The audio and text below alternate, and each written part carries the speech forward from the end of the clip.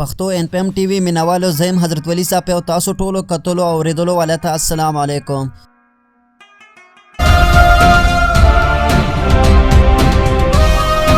ما ته خدا سے ښکاری خان بابا چې تا د اخته په نور سپین کړی دي ولې چې په کور کې مشران کشران شي نو هغه بیا تش د نامې لالاګان نه په رښتیا لالاګان شي لکه څنګه چې دا دواړه دي. نن مونږ په دې ویډیو کې د پښتو شان یعنی جهانگیر خان کم چې د پښتو فلم ډرامو سره سره د پنجابي اردو او سرایکي ژبې ډرامو او فلمونو غټ اداکار دی او اوس په دې وخت کې په پښتو فلمونو کې داسې کس ډیر ضرورت دی او جهانگیر خان چې کم فلم کې وي هغه فلم خلک ډیر خوښوي او چې کم فلم کې نه وي نو هغه فلمونو مینوال هم ډیر کم وي. پاکستان فلمو سټیټ ډرامو او پښتو فلمو کې همیشه د ډیر غټ کردار ادا کړی دی او د وخت کې پښتو فلم کې یو ډیر غټ مقام حاصل کړی دی. موږ سره اوسئ تر پای پورې که تاسو دا چینل نوی سبسکرایب کړئ نو چینل ضرور سبسکرایب کړئ.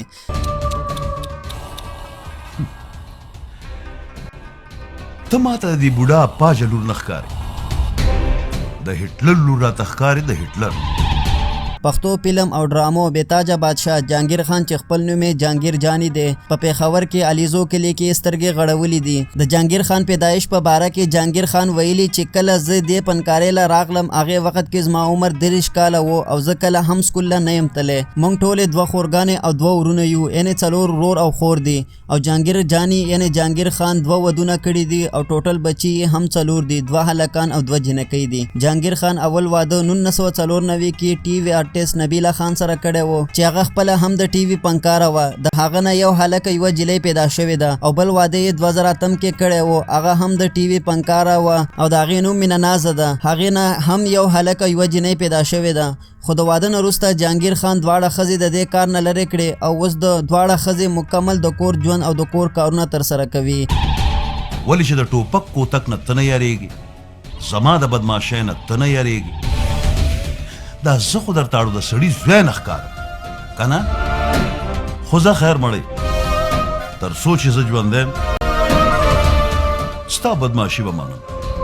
او اوس خبره کو د جهانگیر خان کریر په باره کې. جهانگیر د سټیټ ډرامو آغاز 1983 نه کړی و. څو ډرامو کار کول نه پس پی ټي وي چینل کې ورته کار ملاو شو نه بیا پی ټي وي ډرامو کې وړوکي پاټونو کې ورته چانس ملاوېدو او بیا ورو ورو ورته مرکزی ډرامو کې چانس ملاو شو. د جهانگیر خان پی ټي وي مشهور ډرامو نمونه دي حقیقت اهم او تم یا یہی کہنا وغیرہ. 1989 کې جهانگیر خان پی ټي وي اسلام آباد سینټر له طرف پاکستان بیسټ ایوارډ ته منتخب هم شو. ټي وي کې مشهورېدو وروسته جهانگیر خان 1995 کال کې فلمونو کې قدم کېښود. د جهانگیر اول فلم چې د هغه نوم و مونږ لوپریان یو چې هغه 1995 کې ریلیز شو. خو حیرانېدو خبره دا ده چې کله جهانگیر خان فلمونو نړۍ کې قدم کېښود نو هغې وخت کې بدر منیر او آصف خان د پښتو فلمونو هیروګان وو خو هغې وخت کې فلم جوړولو والا ته د هیرو ضرورت و چې بدر منیر او آصف خان په ځای بل هم کم هیرو راشي او داسې وخت کې جهانگیر خان هیرو رول یې هم شروع کړ او خپل ځان یې ځای ته ورسو.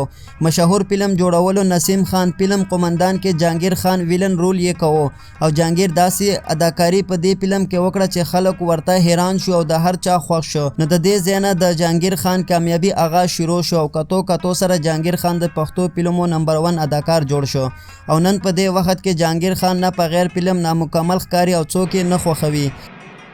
منګه د خیبر په دنګو غرونو کې لوی شوي یو منګه پتنګان یو د غیرت په شام سوي یو.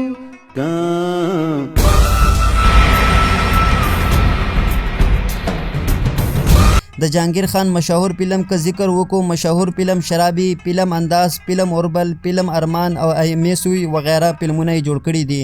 تر اوسه پورې جهانگیر خان 250 فلمونو کې کار کړی دی.